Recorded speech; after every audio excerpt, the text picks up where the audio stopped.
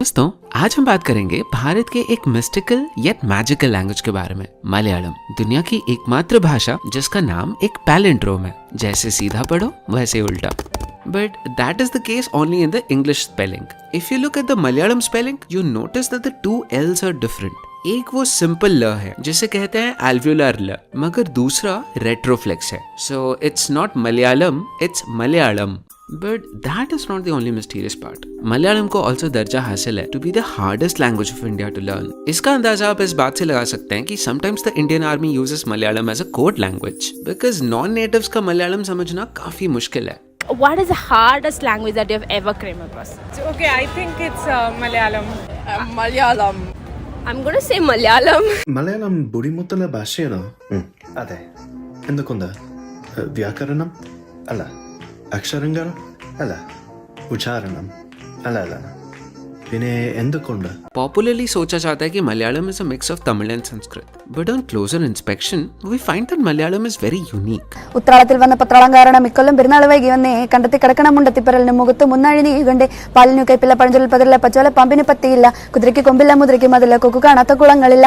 तो चलिए, let's learn about this very special language. Some could say God's own language. Language of the equally special state, Kerala. A state well known for its literacy, its healthy sex ratio, its obsession with gold, and a presence in the Gulf. And just like Bengal, has a fascination with art and communism, a reverence for the feminine, and an obsession with meat. So let's explore this very special, mysterious language, Malayalam. ആമക്കുറുമ്പനെന്ന് നെഞ്ചത്ത് വെറ്റില ചെല്ലവുമായി താനെ വലിഞ്ഞു കേറി തുരുത്തിൽ എങ്ങോ പതുങ്ങിയല്ലോ. താരക്കൊളുത്തുള്ളൊരാ ചെലുക്കും വെറ്റില ചെല്ലത്തിനു ഭൂമിയപ്പാടെ മൂടും അത്രയും വെറ്റില ഇട്ടുവെക്കാം കുന്നിളം വാവേ കഥ കേട്ട് മെല്ലെ മിഴി പൂട്ട് മാറിൻ ചൂടിൽ ഉറങ്ങ് ഉറങ്ങ്. अगर हम गौर फरमाएं on Malayalam written in the Devanagari script, we see some strange patterns emerge. First, देखो कैसे ये लेटर काफी कॉमन है. This letter makes the sound nya, not nya, nya. ये लेटर हमारे हिंदी वर्णमाला के सेकंड रो के 5th कॉलम में मौजूद तो होता है, बट हिंदी और काफी सारी अदर लैंग्वेजेस लाइक बंगाली को इस साउंड से काफी परहेज है. बट ये साउंड मलयालम में one of the most common sounds है. Found for example in the Malayalam word njan meaning I और मैं. और यही नहीं, काफी बार ये न्या डबल भी हो जाता है, making the sound nya. Like for example, manya meaning the color yellow. Similarly, Hindi वर्णमाला के फर्स्ट रो के 5th कॉलम में है ng, जिसे हिंदी बैक स्टेज के पीछे ही रखता है. बट मलयालम में इट्स अ VIP लेटर. और हाँ, ये भी काफी बार डबल होता है. इनफैक्ट मलयालम में इस 5th कॉलम के सारे लेटर्स को काफी स्पेशल ट्रीटमेंट मिलता है. एंड बिकॉज इस कॉलम के सारे sounds are nasal sounds, the Malayalam accent might seem a little nasal in comparison to other languages. कन्नी, पन्नी, कन्नी, कन्नी, कुंगी. In comparison to other Dravidian languages, Malayalam also very frequently uses the vowel sound O. To ask a question in Malayalam, you add a O sound in the end of a verb. So to ask, are you good? You say Sukhamano. And so this interaction of nasal, retroflex and O sounds gives Malayalam its signature texture. Take a look at how the nursery rhyme Twinkle Twinkle will sound like in Telugu and Malayalam. Twinkle, twinkle, little star, how I wonder what you are. Up above the world so high, like a diamond in the sky.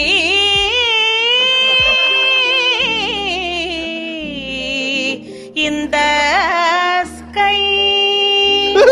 ഇത് Kerala twinkle twinkle.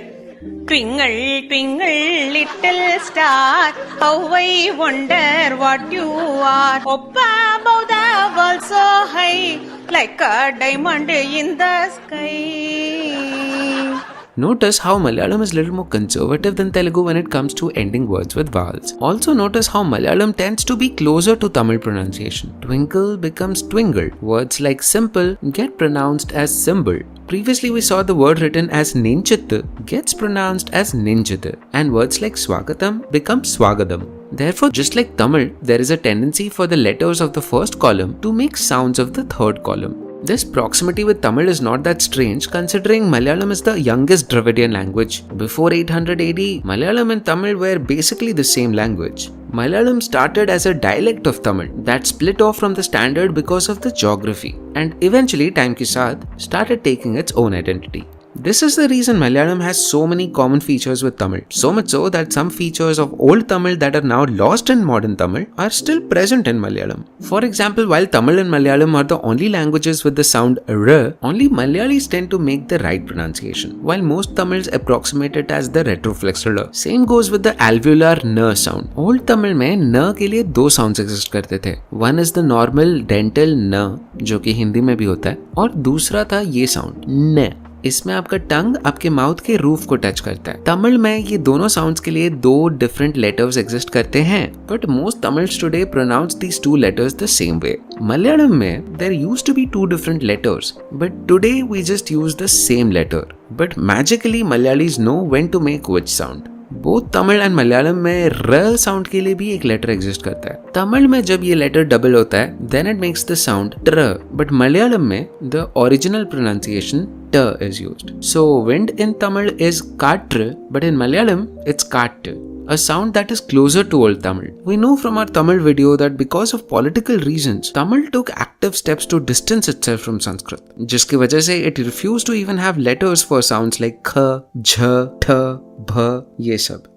But Malayalam, being a child of Sanskrit and Tamil, had to be diplomatic. So it decided to have letters for all Sanskrit sounds. But pronunciation ke time, it tends to do what Tamil does. For example, in the Sanskrit word sukham, even though Malayalam writes it accurately, Malayalis tend to pronounce this as sugam. Despite that, Malayalam deeply absorbed Sanskrit in many ways. For example, Malayalam is the only Indian language other than Sanskrit to have a letter for the l vowel.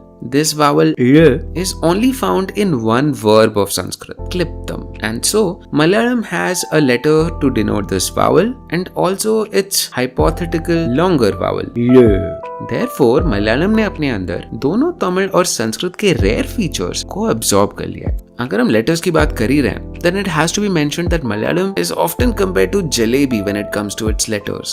Sadly, even I can't argue that. Just one look and you will soon realize that possibly Malayalam script is the hardest script of India to read. Just look how complex the shapes for simple sounds a and a are.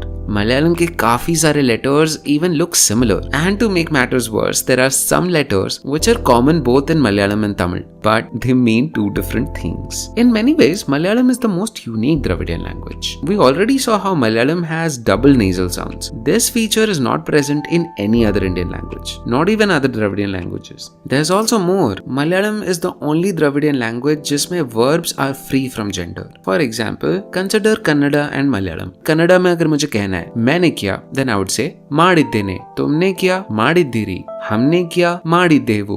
उसने किया अगर वो लड़का है माडिद्दानु. उसने किया अगर वो लड़की है माडिद्दालु. और उन्होंने किया माडिद्दारू. मगर मलयालम में मैंने किया न्यान चेदो. तुमने किया निंगल चेदो. हमने किया न्यांगल चेदो. उसने किया अवन चेदो. उसने किया लड़की अवल चेदो. उन्होंने किया अवर चेदो. Verb बिल्कुल भी inflect नहीं होता. This makes Malayalam closer to English and Ahomiya rather than Tamil, Kannada or Telugu. Okay, நம்ம இப்ப தமிழ் மாசங்களை பத்தி பார்க்கலாம். சித்திரை, வைகாசி, ஆனி, ஆடி, ஆவணி, புரட்டாசி, ஐப்பசி, மார்கழி, கார்த்திகை, தை, பங்குனி മാസം. എനിക്കറിയില്ല, മലയാള മാസം പറയാം. ഓക്കെ, ചിങ്ങം, കന്നി, തുലാം, വൃശ്ചികം, ധനു, മകരം, കുംഭം, മീനം, മേടം, ഇടവം, മിഥുനം, കർക്കിടം. இது எங்கதுல ராசி மாதிரி இருக்கு. Malayalam is also the only Indian language जिसमें दो अलग प्रकार के हलंत यानी stops मौजूद होते हैं. Take this sentence for example. He called, I gave him the money. इसे मलयालम में कहेंगे अवन विलिचो न्यान अवन पणम कोडुत्तु. इन दोनों शब्दों पर गौर फरमाइए.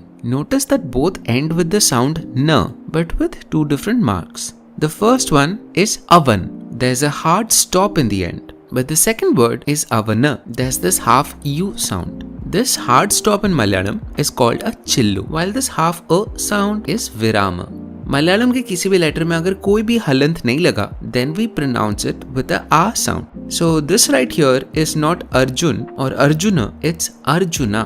So many a times you don't even need to add the a matra in the end. So the word Ludhiana in Malayalam would be written like this, and Odisha would be written like this. A Hindi speaker would probably read them as Ludhian and Odish, but in Malayalam you would add the inherent a sound. So now that we have discussed so many unique features about Malayalam, चलिए सोचते हैं कि ये exactly हुआ कैसे.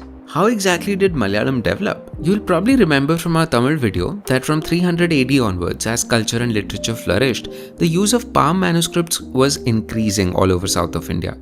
And because palm leaves में straight lines बनाना बहुत tough होता है, because उसमें फटने का chance ज़्यादा होता है, so लिखने का तरीका naturally evolved in a way where letters became roundier. And that is how gradually the Brahmi script converted into the Vattiruttu script. Vattiruttu का literal meaning होता है a round letter. Initially, Vattiruttu was nothing but a roundier form of Brahmi. But समय के साथ साथ जैसे संस्कृत का influence बढ़ने लगा, new letters had to be invented to encode those sounds that were not present in Tamil, like kha, gha, tha, all of those. And because of that, Tamil letters में inject हुए the Grantha letters. Grantha letters were used to write literature that combined Tamil and Sanskrit in a very unique fusion style. And this style was called Manipravalam.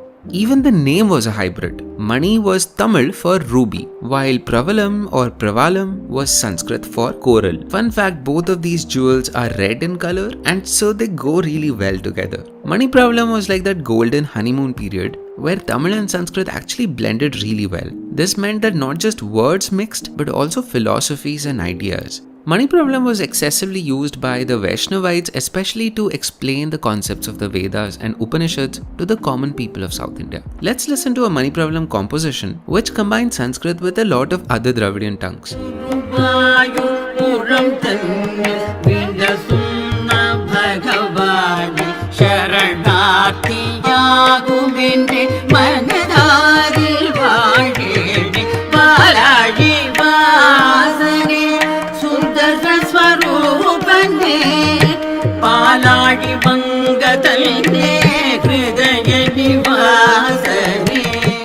So हुआ ये कि समय के साथ वट्टिऋतु और Grantha script एक दूसरे के साथ कंबाइन कर गए और इनके कॉम्बिनेशन से एक ऐसी सीरीज ऑफ स्क्रिप्ट्स का जन्म हुआ that could be used to write both Sanskrit and Tamil.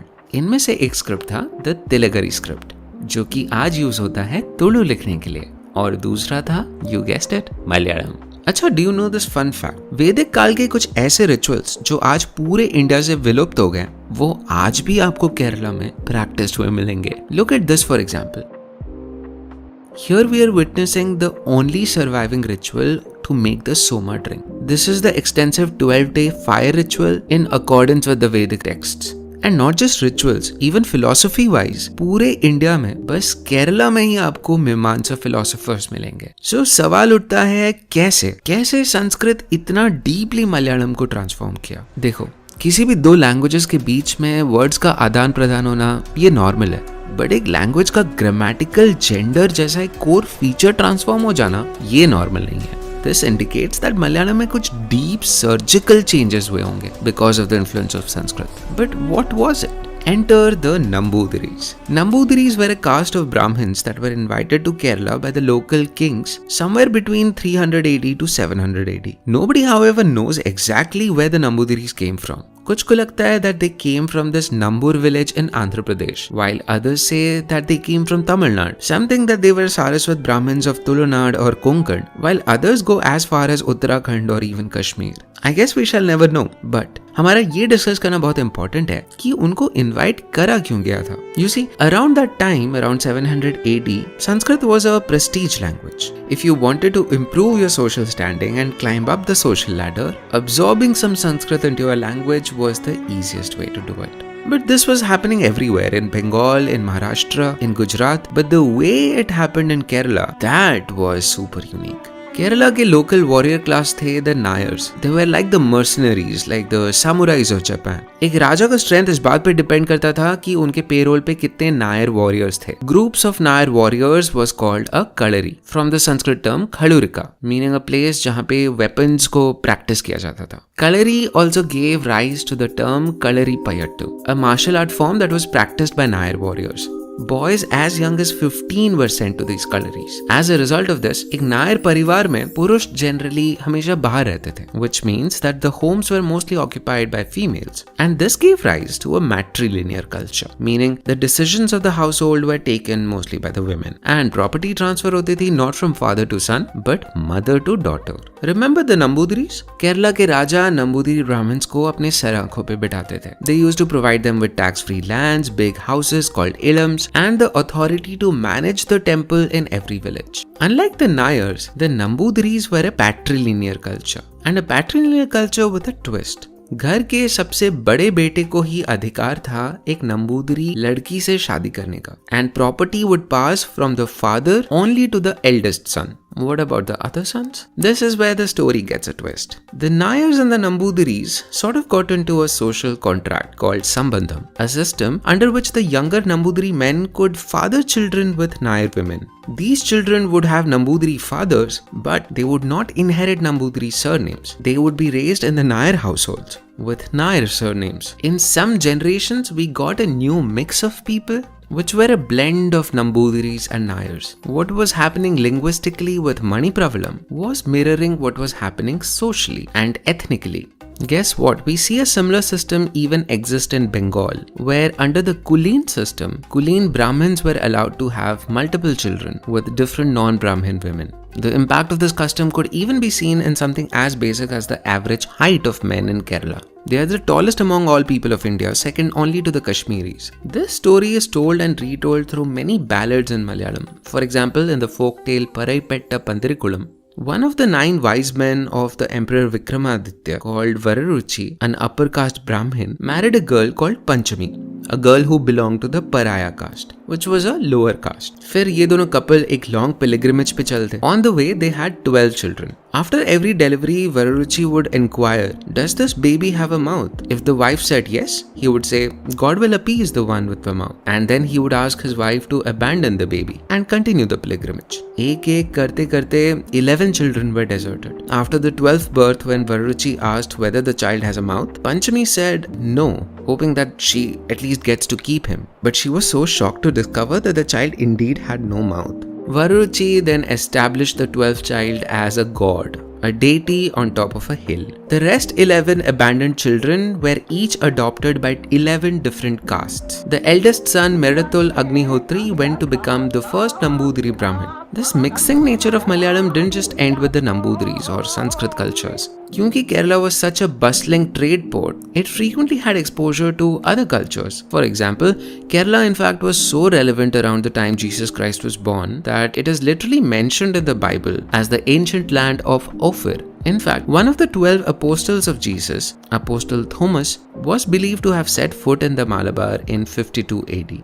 Remember, this was the time Christianity hadn't even touched Europe, but it had started to take hold in Kerala. Further, in 500 AD, another group of Syrian Christians arrived from this place called Antioch in Iraq. They mixed with the local Malayali people and they called themselves the Nasranis. They used Syriac or Aramaic letters to write Malayalam, creating a new script called the Karshoni, which was written from right to left. Similarly, we had the Jews migrate to Kerala from Spain and Portugal around the 1400s, bringing with them their unique dialect of Ladino and the Hebrew script. These Jews established a flourishing culture in Kerala, especially in regions of Ernakulam, where you can see a lot of Jewish synagogues even today. And point to be noted, it was only in India, in Kerala, where the Jews were accepted wholeheartedly. They weren't discriminated like other places, and that tells you a lot about Kerala. Even Arab traders were coming to Kerala even before the time of Prophet Muhammad. They spoke Arabic and soon converted to Islam along with their families when Islam was formally founded. Just like the Nambudiris fused with the Nayars, the Arab traders mixed with the local Mukkuvar caste, a caste that traditionally practiced fishing and maritime warfare. From this mixture, the Arabic script was adopted to write Malayalam, introducing new letters to sounds that were not present in Arabic.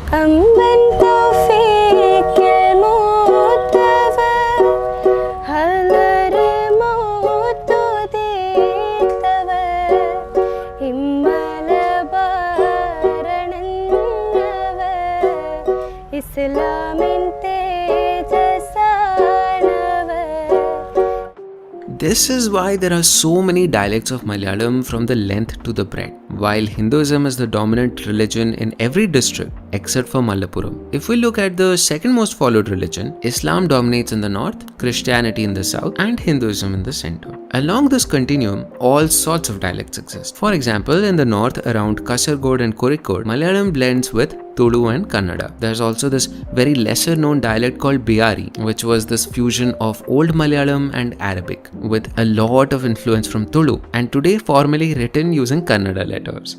So there is a language in Karnataka called Bari. Baris are very good at explaining how they're related to each other. If you were to ask any other person how they're related to each other, they would be like, oh, they're just a far relative. Whereas a Bari person would be like, relation engane chennenga avulando machinchido mootoldo kakaro alyankado molu ninke engana sambandha. Even in Lakshadweep, there's a dialect of Malayalam called Jesseri, which has many interesting linguistic properties changes. പേരെന്താ? പേരെന്നെ സുഖമാണോ? സുഖനുണ്ട എനിക്ക് നാക്ക് കുറച്ച് ശനക്ക് എവിടെ? ഓടെ വാഴപ്പഴം വാളപ്പഴം മഴ മല പൂവ് ഫൂ.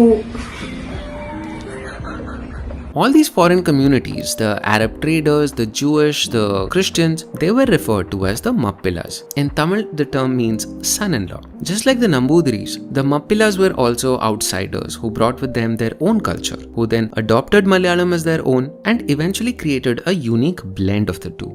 Malayalam is actually the story of many such blends that have coexisted together for centuries. You see, itne sare son-in-law cultures aaye aur gaye, but principally Malayalam has stayed at its core as this fiercely independent matriarchal culture. Again, drawing parallels with cultures in Bengal like the Rava tribe or the Garo tribe and Khasi tribe in Meghalaya, all of them keeping the feminine at the very center of their culture. The story of Paraipetta Pandurikulam, of Vararuchi and Panchami is symbolic in nature. I feel it means that whether you are a Dalit or a Muslim or a Brahmin or a farmer or a Kshatriya, whatever, we are all essentially born to one common archetypical father and mother. Everyone in the society has on some level a shared ancestry. You only just have to go really far. In that sense, no one is born as an elite or no one is born as a low caste. I feel the Malayali culture is all about holding to the best forms of tradition, embracing the art, literature, culture, architecture, food, cuisine, music, all of that comes with it. But at the same time, stand up against injustice, like in 1935 in the Vaikom Satyagraha, where Malayalis would demand that people from all castes should be allowed to enter the temples. Or even as far as 1653 in Mattancherry, where the Nasrani Malayalis would protest the Portuguese who attempted to convert the Nasranis from their Syriac faith to Catholicism. The story of Malayalam reminds us that our great strength lies not in maintaining rigid boundaries, but in our capacity to absorb, adapt, and transform, while always remaining true to our essential nature. Kerala is the story of a culture that has made unity and diversity not just a slogan, but its true reality itself. Hey you, thank you so much for watching this video. I was really nervous before making this video because Malayalam, even though it's so beautiful, is also so mysterious and it's a language of contrasts almost. So all of these mysteries, I hope I was able to resolve, at least some of them. Now it's time to give shout outs to all our awesome channel members because of whom we are able to make these videos. And if you would like to get a shout out, please consider subscribing to this channel if you have not yet and joining as a member. And I'll be back again soon, very soon. Ciao, bye-bye. Thank you Gandev68, Vikas Kant, Kona and Subhash Guinea Pigs, Aniket Chatterjee, Bishwaroop Chatterjee, Shaheen A. Dastanabad, Ganesh Putran, Milandeep Singh, Dreadful Bodyguard, Avilash Ghosh, Shubhashri Patnaik, Nikhilangad Bakshi, Pavan Pamidimari, Deepit Purkayasta, Prasad KCN, Ashwani Pandey, Deboshri Ghosh, Swapnil, Nayan Kare, Shovan Mohanty, Shadow, Debayan Mukherjee, Arvind Bhattaje, Bhavna S. Adiga, Surbhi Agrawal, Ekta Sharma, Karthik Jadhav, Nilesh, Jatin Wadhwani, Sangamesh Hiremad, Indian Farmstead, Shomitra Marathe, Vivek Singh, Shomobroto Chakraborty, Ankush Singh, Pat McLaughlin, Shuroraj Shain, Rudro, Varun Kamre, Tabo Varadan, Nishant Garg, Prashant Patil, Gaurankan Vinde, Divya Soni, Sai Shrikar, Abhay Ranga, Nisar, Pavan Kumar, Ind K, Shonali Datta, Chintu Moghe, Himanshu Prusti, Anirudh Nair, Tarun Asardi, Subhash Subramanian, JT, Abhinav Chandrasekhar, Suhas Nair, Ashutosh Mukherjee, Vijay Kumar Halari, Rohit Vashpari, Trai, Vineet Venugopal, Deepika Vemuri, Pritu Banerjee, Joel and Shiv, Sri Maestro, Arun, Venkat S, SUR, Pritam Dashgupta, Ketaki Chakradeo, Pankaj Mandal, Boj Reg, Sankalpa Datta, Superman Kryptonite, Shambhu, Hope Lives On, P. Richa, Anjali Maurya, Arshal, Shantanu B, Shuyash Singh, Aniket Jain, Tripti Agarwal, Abhishek Patnaik, Santosh Harish, ST, Chinmay Gada, Narasimha Murthy, Sanjio, Joel John, Kunal Rathod and PSI Boy. I'll see you guys in the next video.